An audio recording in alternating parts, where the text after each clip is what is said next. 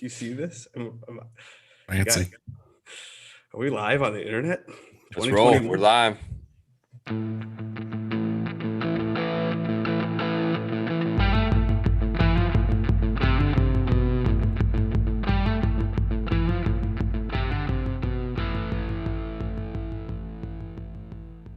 There we go. Hey, everybody. I'm Chad Eckert, and this is the Preferred Lines podcast with my buddy, Tour Picks, Joe Idone. Hey, bud.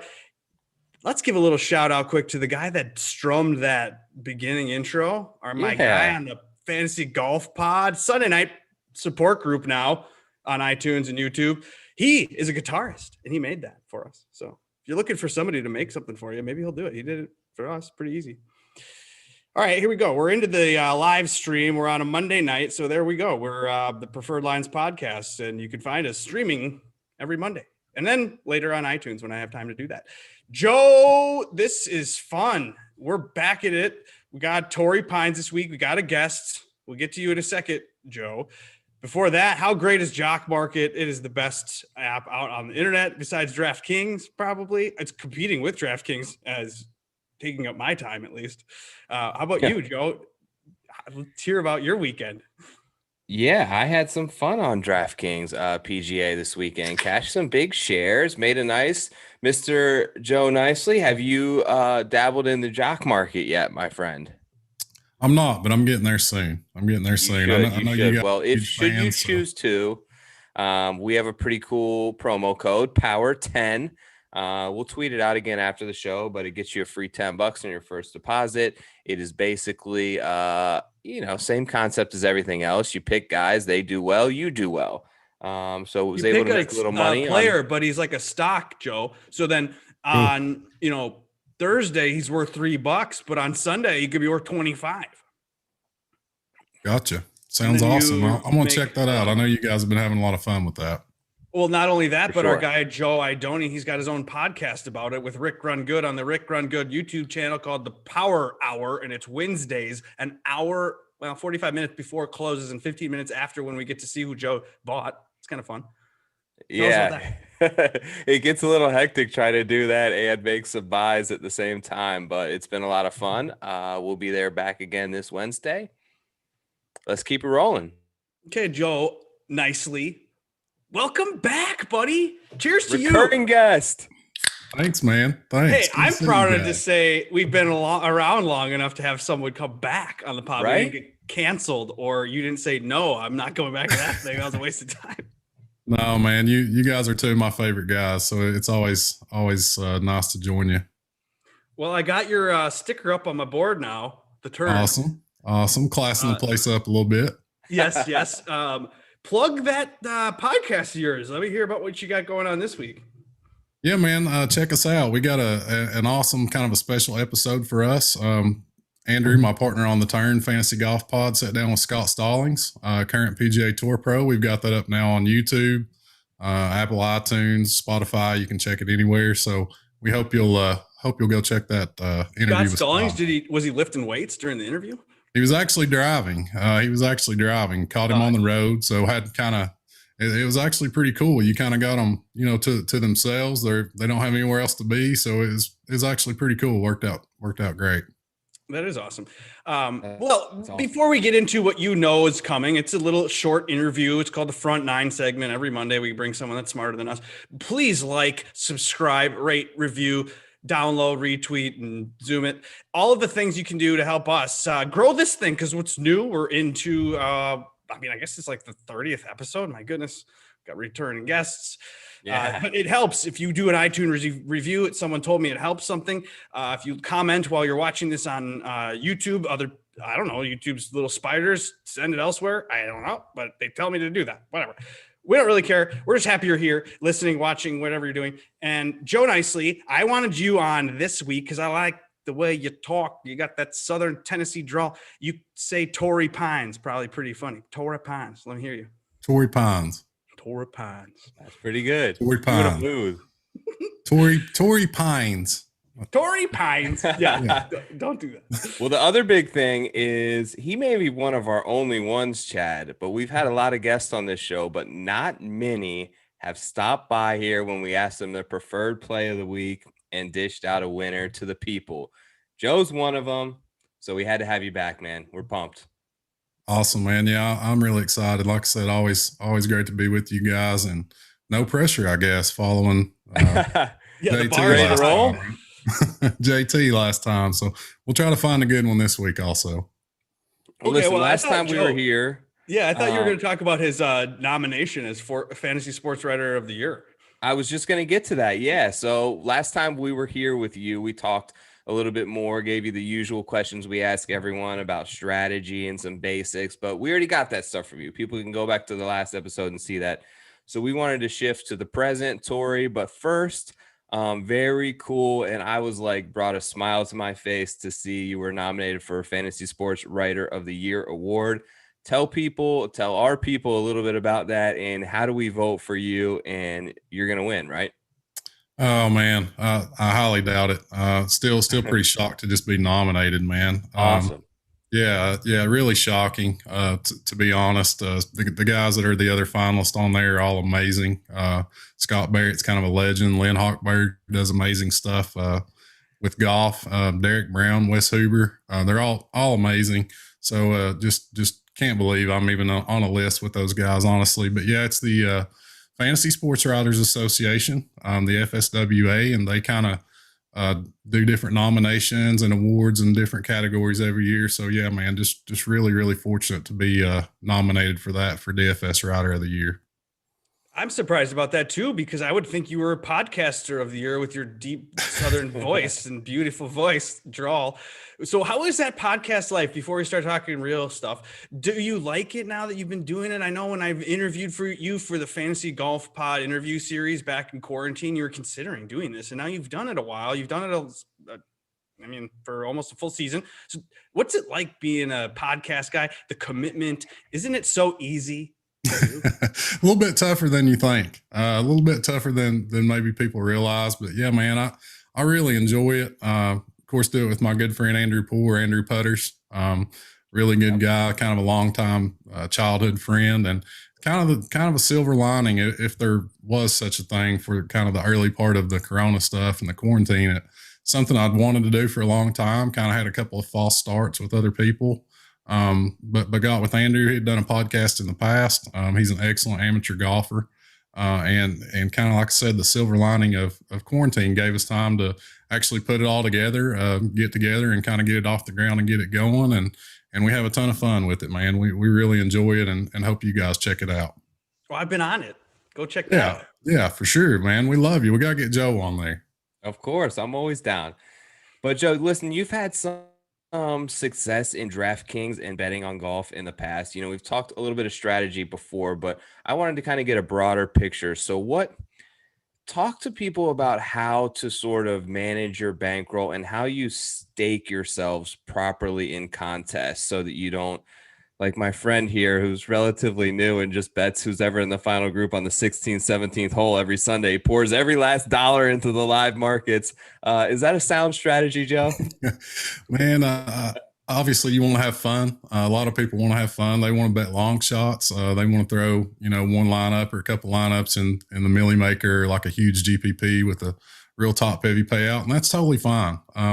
That's kind of one of the fun things about PGA DFS or betting on golf. But when you're kind of in the field like I am, you want to take your time. I try to view things, and it can get frustrating. You have cold weeks, months. But I try to view things. I try to view a season as kind of a block. And instead of taking things from week to week, I like to try to look at things from season to season and kind of evaluate my results at the end of the year. Really fortunate last year, had a couple of pretty nice runs. Didn't have that life-changing hit like you did, Joe, but I was fortunate. I won the driving the green on DraftKings. The Travelers hit 10,000 on that one. I had a couple more top tens and big GPPs, so felt like I was right there. But yeah, man, my word of advice would be look at it as a marathon, not a sprint, and kind of evaluate your results at the end of the year. For sure. Torrey Pines. Torrey Pines. We're here. You are known for your horses for courses. Have you had time? I mean, it's Monday at 8 o'clock, whatever. Do you have any research done? How's your research process, and how do you come to finding the horses for the course? Oh yeah, man. But say it, horses. Say it, horses for course. Horses for the course. Horse for the course. Yeah. Well, it'll be up tomorrow. It'll be up on rotoballer.com tomorrow. You can check out all my articles over there, by the way. Use promo code NICE to sign up for the PGA Premium. Yeah, 69% off. That's right. $69. Nice. But no, man, I usually start the kind of light research actually on Friday evenings when the fields are confirmed. I'll kind of take a look, kind of run down through the field, see who's actually playing. Then start digging into course history a little bit as kind of the weekend progresses. So usually by Monday, I pretty well know where I'm going. I'm waiting on the salary scale to drop.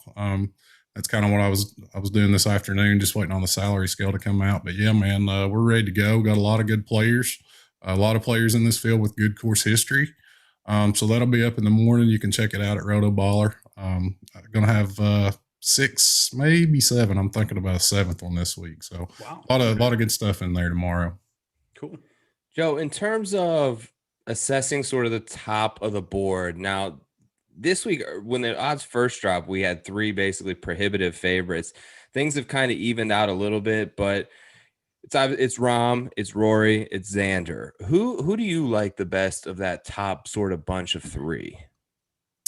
Yeah, it's a big decision whether to even go there this week for me. And I think you and I have talked about this before, Joe, but it's really tough when you're looking at 6-1, 7-1, 8-1, anything less than 10-1, man, is really tough for me to pull the trigger on. Rahm obviously has amazing course history, and Rory does as well. Xander doesn't, has struggled there. But I would lean Rory if I were to go there. He's played this tournament twice, has 2 top 5s. Looked really good at Abu Dhabi last week, come up a little bit short in the final round. But he's even said in interviews, man, that he's feeling good about his game. Really negatively impacted by the layoff last year, probably more so than anybody on tour. And I think he feels like his game's going in the right direction. I think I even heard him say that kind of when 2020 ended, he was just getting going. He wished the season was still going. So I would go to Rory there if I'm going to the top of the board.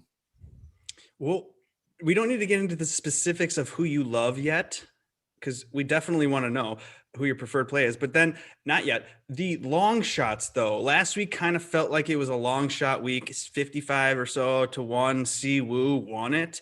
Not necessarily a long shot. Can someone like that do that this week, or someone even longer? Can 100 to 1 guy come through at Torrey Pines? It's possible. It's possible. This is kind of this is a really weird event because this golf course is going to play so tough.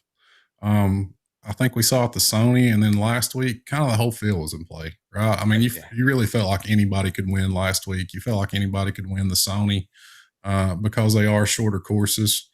That's not really the case this week. I think there's kind of a good chunk of the field you can toss out.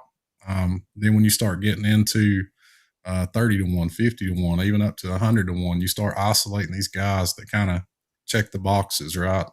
POA putters, long off the tee, good ball strikers, good course history. There's a couple of really long shots that have good course history this week. So, yeah, it feels like it's kind of a go long or go short week, really. Okay.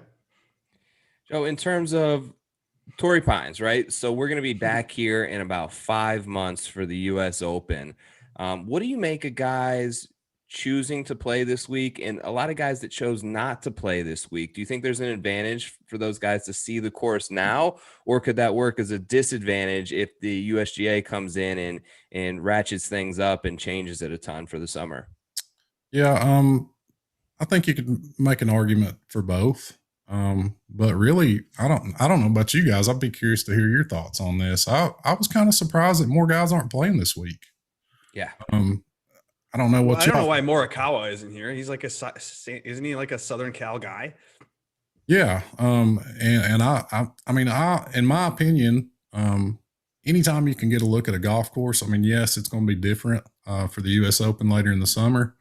But it's the same golf course, right? I mean, I feel like anytime you can get there, get a look, get a feel, figure out things off the course, kind of have all that stuff squared away. I always feel like it's an advantage, and I'm kind of surprised that more guys aren't playing this week. I expected more of the kind of the world's top players to be in this field this week. Do you think it's a weather thing? Like the weather will be so different? Maybe. I think it's supposed to be pretty cool, right? Maybe some wind and rain on Friday. So maybe, maybe they just want to see U.S. Open conditions that week, and that's all they're concerned with. That pretty much has to be the line of thinking, not to show up unless they've made these commitments way far out. But you would think they would have Torrey circled on the calendar. Do you do any other tours besides PGA? Do you do the Euro or LPGA or Senior Tour or anything like that? No, I don't, man. I've dabbled in Euro stuff. It's just I put so much of my time and effort into PGA that I never feel like I've been able to give the Euro Tour really a fair shake because I am so concentrated on the PGA. I've kind of dabbled in it, had some fun with the Euro Tour stuff. Played some outlaw stuff during the shutdown, during the quarantine. That was kind of fun. Fun little distraction there. But no, man, pretty much I'm mainly PGA Tour. Well, so then you've been mainly trying to bet Tony Finau to win, and it hasn't been working for a long time. What's up with Tony Finau? Can we keep doing this to ourselves? Because I think he's a good fit this week, and then he's 20-1 again, and I'm like, that's ridiculous, right? Like, what are we doing? It's really, really crazy. The last time I did this show with you guys, I think it was Joe that time that said, "What are we doing with Tony Finau? What's the deal?" And I think that week, if I'm pretty sure, they had played the 3M, and Tony had like the lead or was right there in the final round early Sunday. And just couldn't get there, couldn't close. Yeah. Against Michael Thompson. And here we are, however many months later. And doing the same crap last weekend. We're coming off an Amex where Tony jumped out to the lead early Sunday and couldn't close, man. And you look back and he shot a 68, I think. A decent round on paper. You can look at that and say, hey, man, he played pretty well. But what seems to be the trouble with Tony is coming up big in key spots, man. I mean, I didn't get to watch the whole thing because there was football going, but Tony's got some momentum. He's going along really well. And then he comes to I think it's the 11th, par 5. There's 2 par 5s on the back. He comes to the 11th right there and makes bogey on a par 5, Tony Finau. He sliced it right into the water. Yeah, man. And he plays the 2 par 5s on the back 9 and 1 over. So it's one of those things, man. I love Tony. I think Joe does too, if I'm not mistaken. So it's one of those things. If you've always been there, there's no need to get off now. Let's just keep going. 3 top 6s at Torrey in his last 4 Farmers starts. So there's 2 ways to look at it. You can say it's never going to happen for him. He's just not going to get there. You can say the guy's just way overdue. Has run bad in final rounds. It is really tough to win.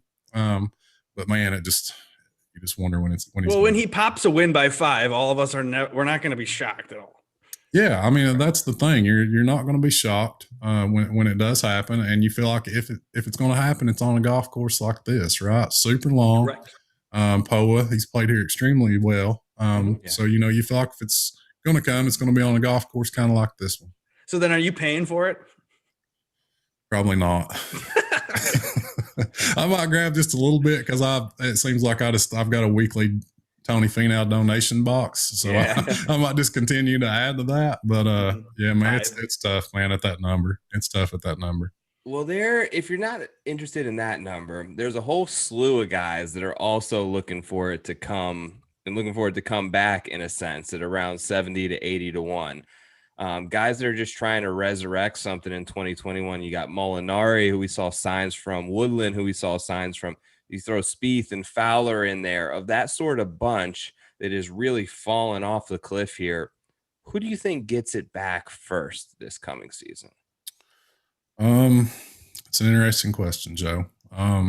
Spieth, I love, but man, it just feels like he's really far away right now. I know there's kind of been some buzz that he's worked with Butch Harmon a little bit. I certainly wish he would.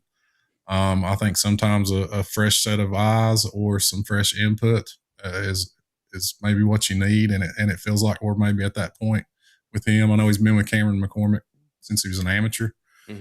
So that's obviously a long relationship there, but it feels like it wouldn't hurt to maybe get some fresh input for Jordan. Well, what about the caddy? Shouldn't you just do a new caddy, right? Start all over. There's two schools of thought. You're like, hey, I know I've won majors. I've been very successful. I know what got me here. I'm sticking with the game plan. That I'm gonna get this thing figured out. Or you say, hey man, it's not working. It's not been working for a while. Need to make some changes. So I don't know which way Spieth's going to go with that. I'm pulling for him. I think he makes little changes, not the ripping the Band-Aid change. He needs to do something drastic. Maybe if he has another bullcrap terrible season where he's now 100th in the world and not involved at all in the conversation of the Ryder Cup and not even involved in any of the WGCs, then he's going to have to face the mirror and he's going to have to do a rehaul. Or Anthony Kim himself tat himself up and goodbye, you're done, son.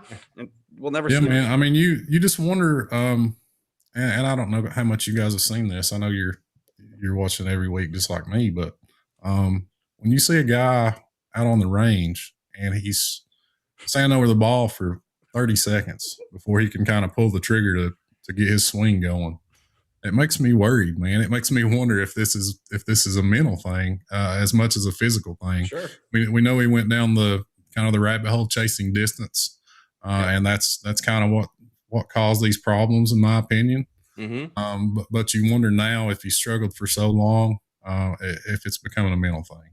Yeah. So I feel like Jordan's probably the farthest away, even though he's one of those guys that it wouldn't really surprise us if he popped up at Augusta, here in a few months and maybe was kind of in contention there a little bit going in the weekend or something. You could see that happening. Molinari, man, I don't know what's up with that guy. There's been a lot of look good last week. I know we had a lot of stuff going on there during COVID. I think he was pretty much trying to move his family from Europe to the United States, kind of in the middle of all that happened. Yeah. So, and you just feel like Tiger maybe kind of snatched his soul a little bit at Augusta in 19. Man, he's never been the same since. Woodland, I feel like it's just a health thing with Woodland. I feel like once he gets there, he looked good last week. He's a guy we can even look at this week. I think he's at like 70. Is that right? Like 70-1. So at the moment, or it's getting bet on. Yeah, I feel like he's going to be kind of trendy because of last week, but I don't feel like he's that far off. I feel like it's more just a health thing with Woodland. And Ricky, he's getting a little older. You kind of feel like maybe that moment's been there for him. With that, I don't remember the year, but that year he had all those amazing finishes in majors. I think he had like finished top 5 in all 4 majors or something. Yep. You kind of feel like maybe the new crop of talent's kind of passing him by a little bit. Or he's doing too many farmers insurance commercials. Maybe, but he's always done that, Chad. Yeah. He's always done those commercials. Always had a ton of commitments. Guys kind of throw that out there, and it's something to think about. But at the end of the day, I just don't know. I just don't know if his talent is as great as kind of we originally thought it was. Maybe. Sure. Yeah, with the putter and getting lucky a little bit. Okay. Well, Joe Nicely, we've had you on. We've had you guess winners. So I know it's early in the week, but we are going to hold you to this. We gave you credit for the other one, so we're going to hold you to this one. Who is your preferred play of the Farmers Insurance Open 2021? 2 for 2. Let's go. Let's do it, baby. It's tough this week. I'm gonna.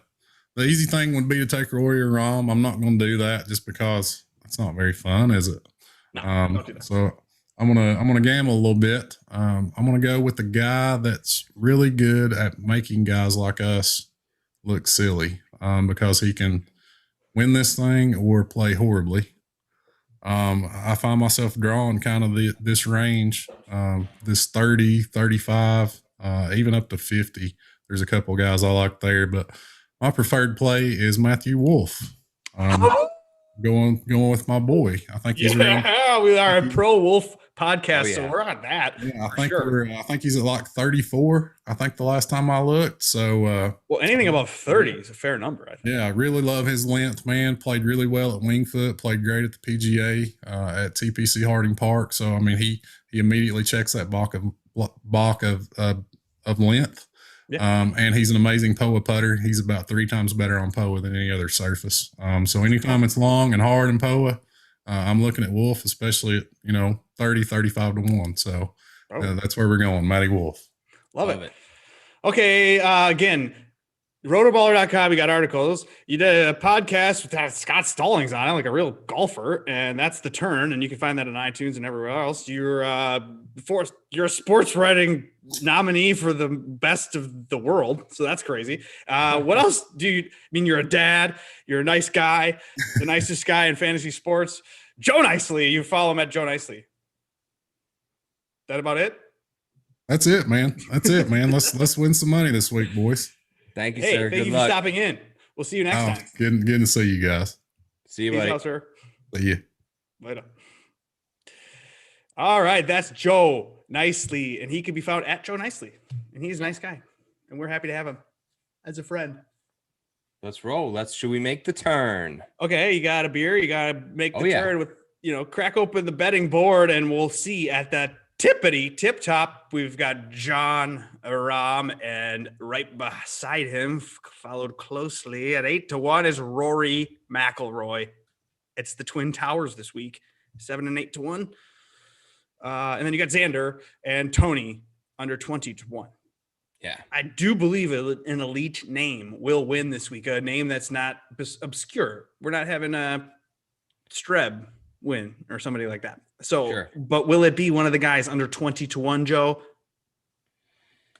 The thing is for me to bet a guy under 20-1, I've just got to have another level of confidence in where they're coming into this. There are underlying concerns, I think, that you could bring up about every one of these guys, notably John Rahm, obviously withdrawal last week due to an injury. I think it was a weightlifting injury, probably not serious, but the fact that he's teeing it up this week, but still a pause for some concern. Rory, obviously, we had this story again where he kind of didn't play his best on Sunday. He's also flying from the Middle East over to California. Wow, who's flying him? Yeah. A pilot? Yeah, so pretty cool. Do you want to reveal that information? Moved in on Friday. Sure, moved in on Friday. We met. Congratulations, closing. Hey, if anyone needs a realtor in the state of Minnesota to close a deal, hello. I work for Idone Realty. Anyway, so met the new neighbors, lovely family, met the wife. They have 2 twins and a younger son. And they kind of asked me, like, I hear you're into golf. I guess my wife had told them when she met them earlier. And I was like, yeah. And it was like, yeah, my husband flies. He's a private pilot for Rory McIlroy. They said it so casually. It was like, do you almost like, do I know who that is? And I'm like, wait, Rory? So okay, so rewind. You move into a new house. Your wife meets the neighbors. They're exchanging Jello molds, and all of a sudden they say, "Rory McIlroy, we fly his private jet around the world for him." Yeah, one of like 3. He's on like a 3-man crew that flies Rory and his family around. I know you live in like Golfer Alley in Florida or whatever, but still, that's crazy. That's pretty crazy. We'll have him. Give me some time. We'll have him on the pod here before the Masters. Well, then do we bet Rory? Is this like a sign? So I just don't know, man. I don't love those things adding up, and then you have in the 8-1. If I had to pick one, it would be him. My concern, I really like Xander. The 12-1 is obviously lower than I want to go with Xander. It's why do you like that way with Xander? Okay, so I like Xander for a couple of reasons. I feel like there's a built-in narrative that he's just not going to play well here, even though everything lines up that he should play well here. He's missed 4 or 5 cuts here, which isn't good. I'm willing to throw that out. He's an incredible par 5 scorer. He has familiarity here. He plays here. He understands this region. And he's just his short game is so good. And I feel like scrambling really wins here. You look at Leishman last year and not hitting fairways, but able to scramble and make pars. And I really trust him in that sense. And I just feel like he's trending. 12-1's a little short for me. And then Finau, you have the obvious concerns of, is this guy ever going to, step up and hit the gas when it matters. Like last week, Chad, I tried to hone in on what is going on with Tony. Okay. And it was ironic because almost the polar opposite of Tony in terms of play and attitude and mindset and aura on the golf course is Patrick Cantlay. And they were both there. And as Cantlay is just laser focused, and Cantlay, it annoys me to watch him play, but off the course, in his interviews, he's a good dude. He's funny. He's very open. Yeah. Has a little bit of charm to him, but on the he had course, that comment about none of that. They're pampered Fs. Yeah, but you get none of that on the course. He's got the, he's licking his tongue and he's so locked in, and his focus is there on every single shot. He takes 15 minutes to hit a putt, but he thinks he's going to legit make every one of them. And he is a stone cold killer. And in Finau, you worry about him. He had the announcer's jinx on the 7th hole when they were all giving him that 3-foot putt. I don't know if you remember. And they were he's not going to miss this, is he? It's a 3-footer. Of course. It was the worst pushes it over ever. And then had to make a 3-footer coming back. But I just don't know if it's there, man. And I want it to be there, but I'm not going to bet it. So right now I'm in the position to let him win and let me be happy for him. And I was there on Sunday. I was there. I was ready for him to do that. I am not joking you. He has the approach on the par 5, the one Joe Nicely was referring to, where I'm this is the moment that he goes in that little water right there and it ruins him. And then he spirals and it's over. And it happened. And it's I can't believe this is happening again. But he still could have made par on the hole too.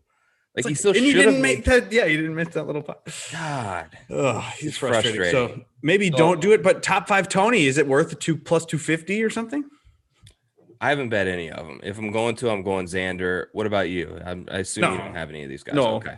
I mean, because the 20s have my guys, but at the same time, I don't know if I'm going at those ranges even because I love this juicy board, dude. This is a great board. But at the 20s, you got English. He's getting respect. He's at 25-1. You got APPR.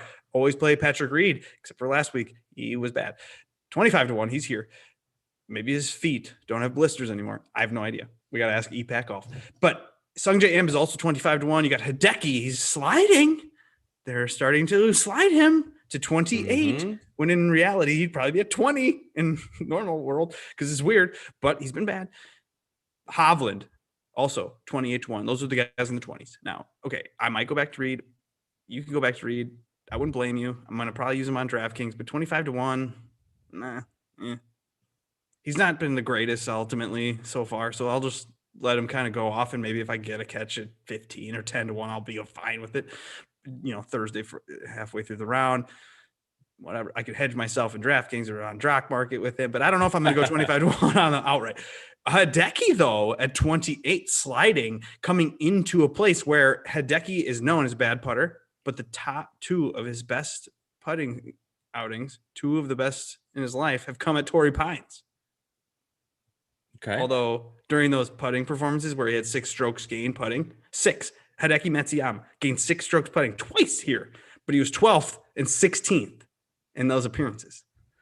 So does it really help him? I don't know. He was 3rd in 2019, gaining only 0.7 strokes putting. So if he can align the putting that he had in 2014 and 18, and he can align the approach game from 2019, maybe he could win here. So 28, you're getting a little more juice than you would have normally on a board. But I don't know. Maybe you go back to him at 25, but it's not Bermuda. I don't know. Yeah, I'm not going to play Sungjae this week. I can see reasons why to. Off Matt Wolf as well. I know Joe picked him, but something's not right. He's in the 30s technically. And I see it at 25 right now. Oh shit. But anyways, I know he's a popular pick this week. EPAC kind of put his flag in the ground last week saying he's going to win. Look, something mentally isn't there right now. I feel like I saw it in that interview. I'll be interested to feel like if they do an interview with him this week, I really want to watch that because when they talked to him last time, he basically said he was tired and he wished the off season was longer. And I think it comes back to these guys are in their first season as a pro is a grueling, long ass PGA Tour season, even with the COVID layover. Like they still had to be practicing and ready to go at any point there. he's coming out of college, man. And like you play in college, you have your season sport. Off season is nothing. You're partying, you wake up, you do study hall, you maybe do some lifting, you have a short little practice. In season is like a 4-month grind, and that's it. Right. And he's been so talented. And I just think that he wasn't quite ready for it. He talked about, I need to manage my schedule better. I got really tired. I was worn out. I'm still worn out, is basically what he said. No, it sounded to me I don't like him right now.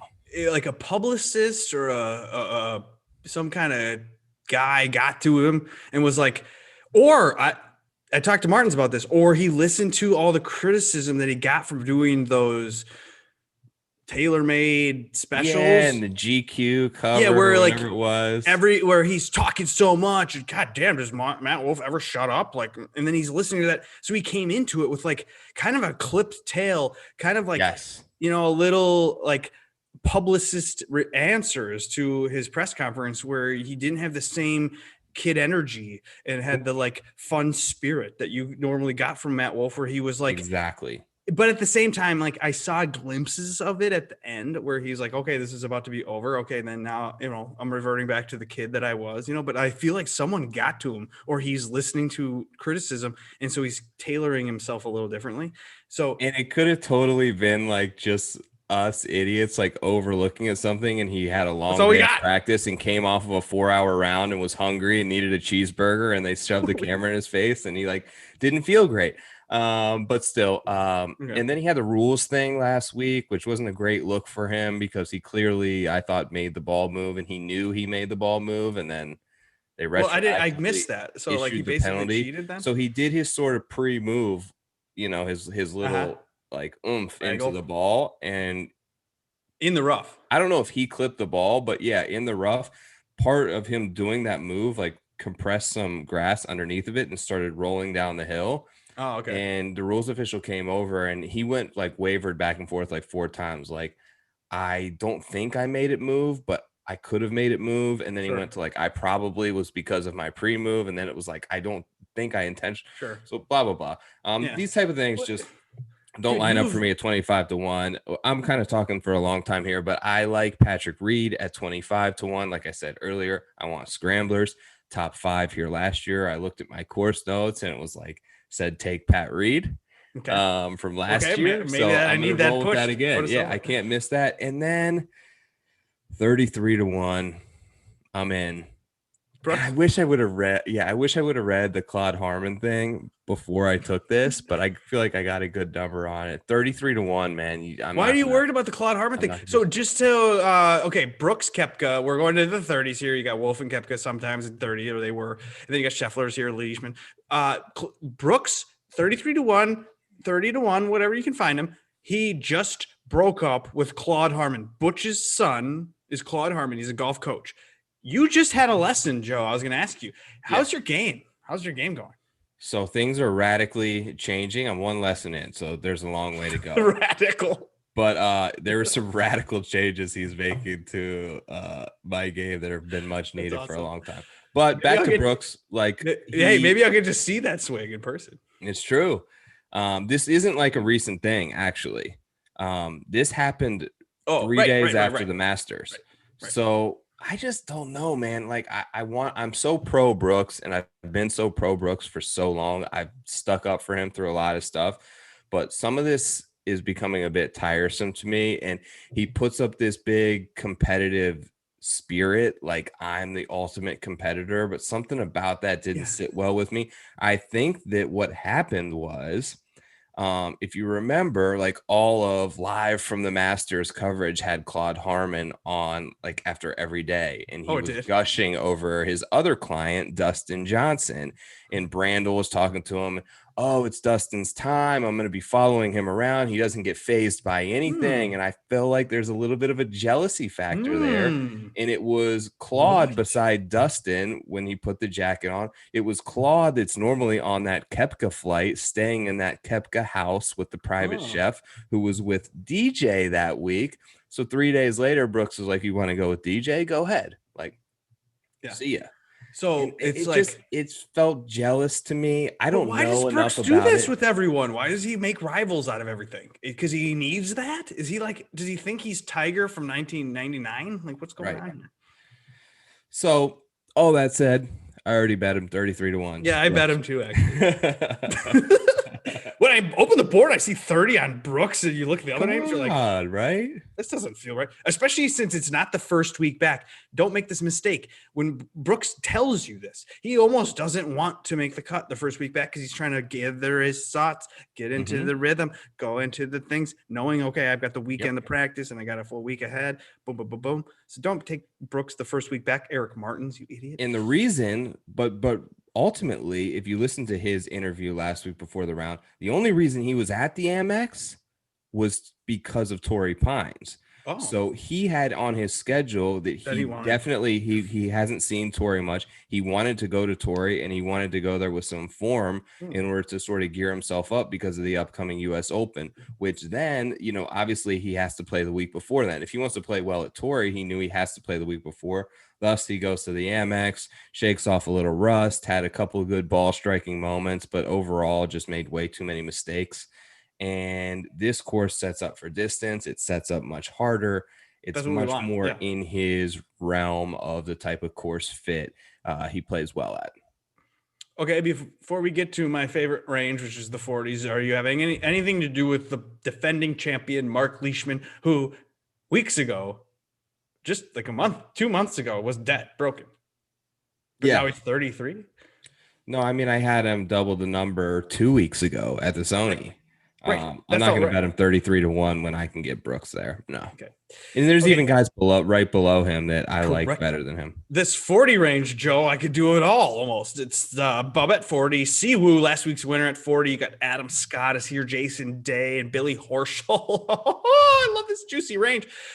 I am thinking about putting my house on someone in this range, actually. I need a win in this, and I need to go a little bit longer odds. So I found one in Adam Scott. You can get him around 45, 50-1, and he's played at one time in the last 5 years here, and he was second and helped me win a GPP on DraftKings for that week. And he prefers, we know, POA and Bent over Bermuda. So we know that the putting experiences that we've seen from him are just bullshit and part of the deal, part of the roller coaster ride of Adam Scott. So just take it and grab it now at 45, when in weeks from now and at the Masters, the guy's going to come in at like 20, 25-1. He's going to be Genesis. He's the defending champion there. He's probably going to come in at 12-1. Makes total sense. I went a couple different directions in this sort of area, but totally makes sense. This course is right in his wheelhouse.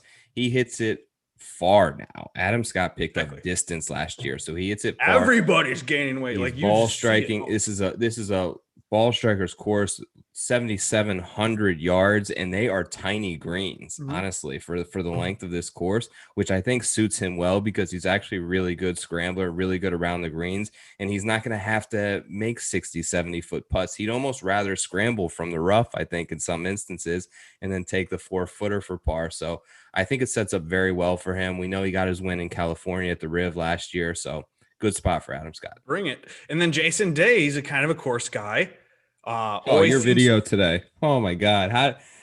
No, that was from last year. Oh, that was last year? I thought that was last year. Okay. So I recorded him obviously coming into the season. He had a press conference last season where he said the same shit that he says every time.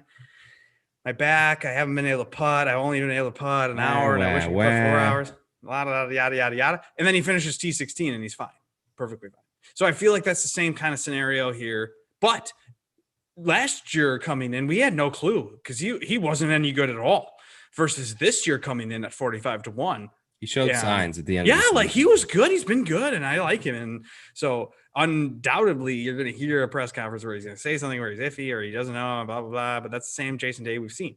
Now, a different Jason Day this year is that he's rocking a new coach, just like Brooks. He's got Chris Como. I mean, it's not new, but it's new enough that the PGA Tour tweeted about it. He is also working with new sticks, Joe, a free agent. in the equipment market, Jason Day has 6 different brands in his bag alone: a ping driver, a TaylorMade wood, Mizuno irons. There's wedges that are different, Odyssey putter, Bridgestone ball. I mean, he is just whatever works the best. I'm using. Fuck it. This is it. I'm at the twilight of my career. I need to go out big, go strong. I'm not worried about money. I want wins. And I want to go back to the world number one. He's still saying those same things. Jason Day wants to be world number one again. And at 50-1, it starts here. It starts now with a win at a place. He's won already twice. He knows how to win here at Torrey Pines. Jason Day, Adam Scott. This is the range. Let's go. So my 2 guys in this range, and shop these around because I got them a little bit higher. The one I got earlier today at 66, I think he's dropped a little bit.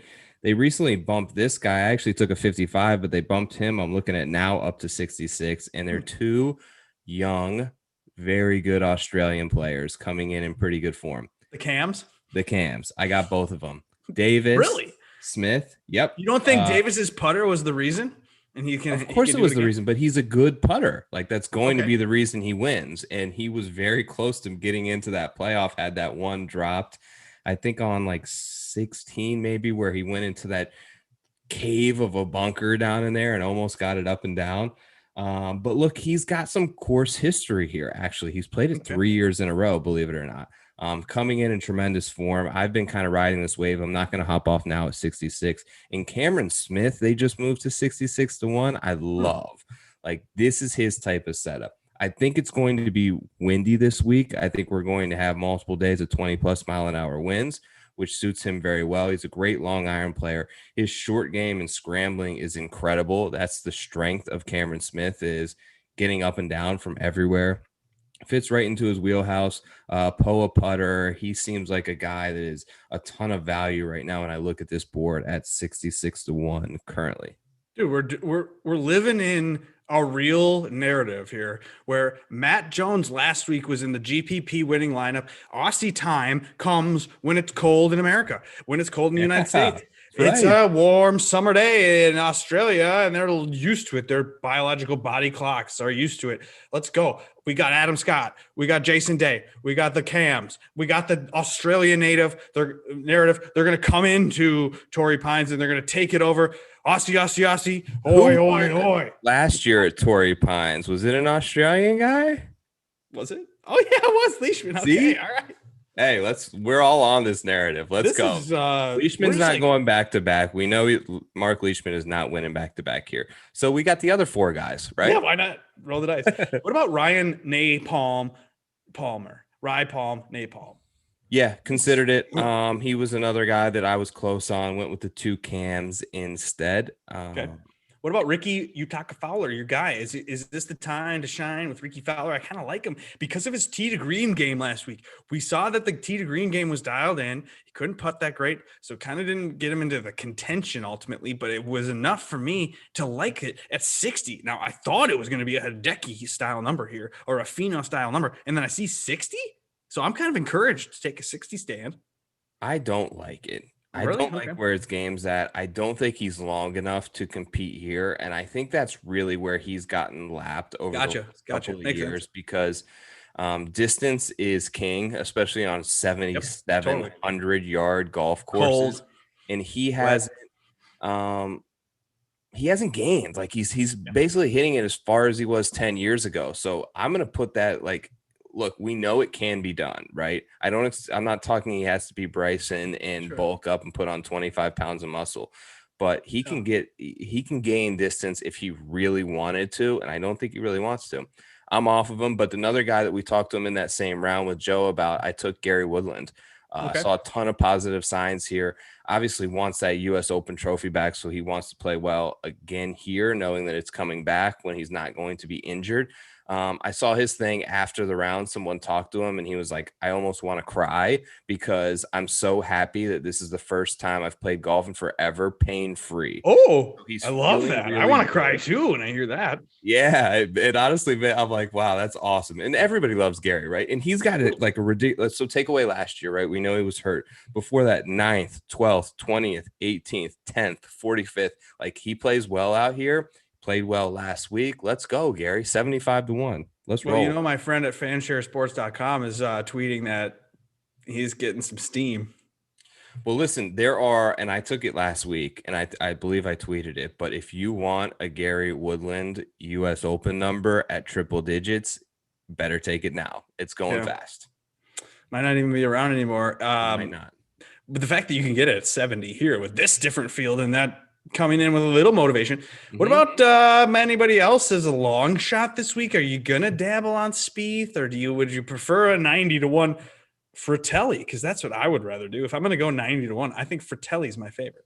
So I like Fratelli, but I've got another guy that I really like at that same number, 90-1, and it's Taylor Gooch. Oh yeah, of course. He's coming in playing really well. 21st last week, has a third place here in 2018, also top 30 last year. And I ran like a quick little model that usually like the first thing I do, I try to look back at my course notes from the previous year and just don't think about it. Just make a model of the notes that I picked. He rated out third in the entire field for me. He gains a ton scrambling. He's a really good par 5 player. Really good POA putter. So Taylor Gooch 90-1, I think is my top long shot play this week. Let me tell you a jock market story about Taylor Gooch for myself last week. Let's hear it. So I bought about 15 shares or 10 shares of Taylor Gooch. And if you recall his 4 rounds were like schizophrenia. It was like first round he was great. Plays like that. Or he was bad. I don't know what it was, but at like one point I was like giving shares away, right? Or I was trying to sell them. And then I think I was like out on Saturday. He made the cut miraculously. So, but he still wasn't doing great. But then I'm like out on Saturday showing houses, and I had some shares listed for sale, and they were going. And like my phone was buzzing, and I'm like out showing houses. I'm like, oh shit, is Gooch doing well? I'm like, oh god, I'm giving away shares. So I open the app real fast. I like cancel the rest of the buy orders, and I look, and he's like 600 through like 8 holes. He gets red hot. Whoa. He gets red hot for sure. So I cancel all the shares, and then it was my second most profitable share thing. So let's go. Yeah. So, but I rode Cam Davis to a couple $100 in profits last week on Cam Davis. So I'm going back to that well for sure. That's funny that they let you play at the end there. I saw that on your power hour. They're like, okay, I know you actually want to be good at this app, so we'll just let you be good at it. Well, I kind of told him that. I'm like, look, let me just give me like 4 or 5 minutes here at the end. And then I like totally overextended last week because the week before I felt like I got nobody. Last week I had way too many guys. So, it's a work in progress over there at the power hour. We're going to get it dialed in though. Now the long shots are kind of your thing, Joe. You do the lunch drive long shot video on your Twitter at Tour Picks. If you want to go follow that, we're going to post it on YouTube as much as we can if we have time or we think of that. But do you have any long shots in the triple digit range? Are you going to go with a guy like Max Homa, who was around last week, or a guy like Doc Redman that everybody liked but was bad? Do you have any long shots in the 100 plus range? No, I haven't taken any yet. I do like Fratelli, and I'm seeing some like 120s there now on Fratelli. So if I were to take anyone, it would be him. But I just feel like this is one of those weeks where the big dogs are coming to eat. Sure.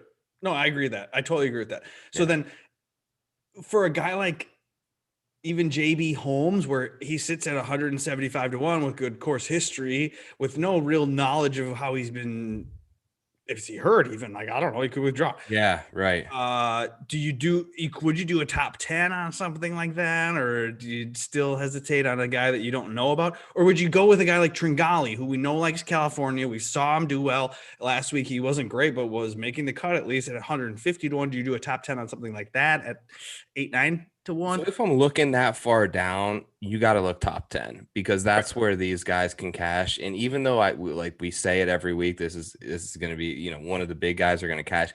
You're still 4 guys inside the top 10 any week on tour that are going to kind of come out of this 150 to 201 range. I have here in my notes a nice ticket that I cashed last year. It says hit a P-Raj top 10 30-1. On a top 10 last year on Patrick Rogers. He's 225-1 right now, so I may run that back on him. Probably get a good top 10 number. Wawrinski, I noticed, was 225-1. That didn't seem right. Like, he's decent golfer, honestly. Like, why is he 225? And he's played a lot, and he's got a lot of rounds under his belt early in the season for sure. So maybe do something like on those guys.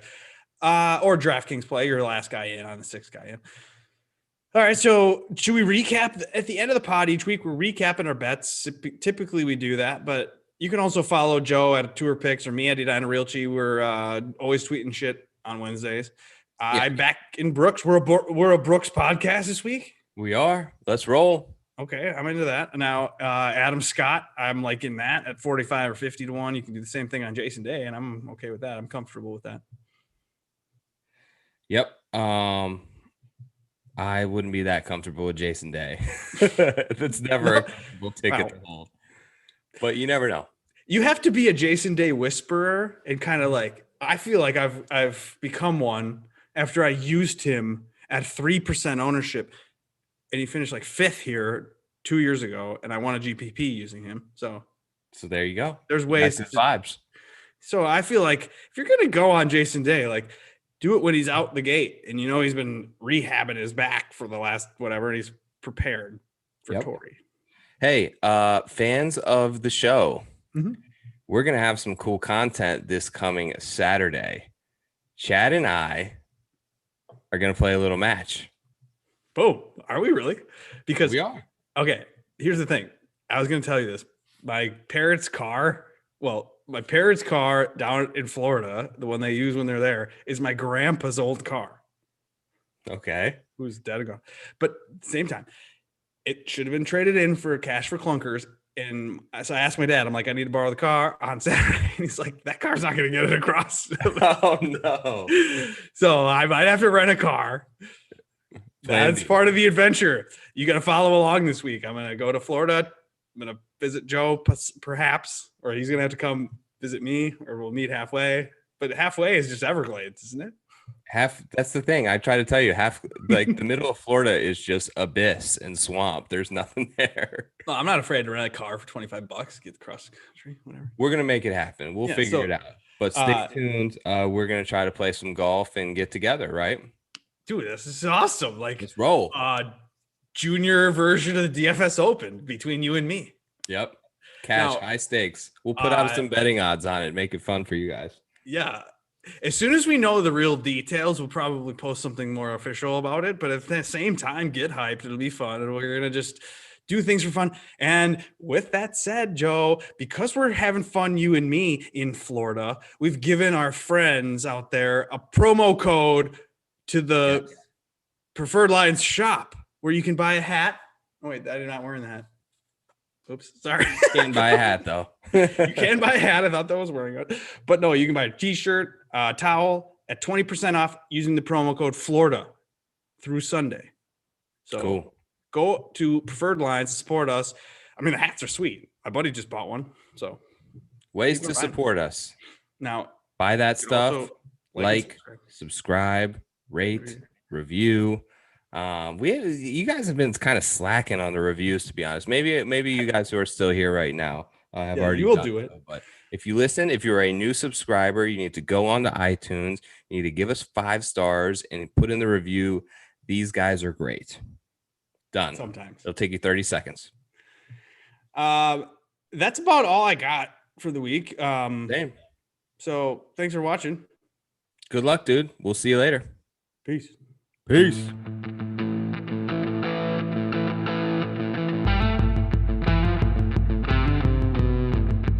See you Saturday. Bring your A game. I gotta warm the back up. Bring your A game. I don't want to hear any stories about that Minnesota rust. Dude, I'm gonna drive across the state. Yeah, I have excuses for days. It'll be great. I'll give you a couple strokes. Well, I just saw your swing. You're gonna have all these swing thoughts. There's so many swing thoughts. I played the day after. It's just like reverting back to old just to try and get something on the green. But give me about a month and I will be there. It's hilarious. All right. Well, thanks for watching. See you later, Joe.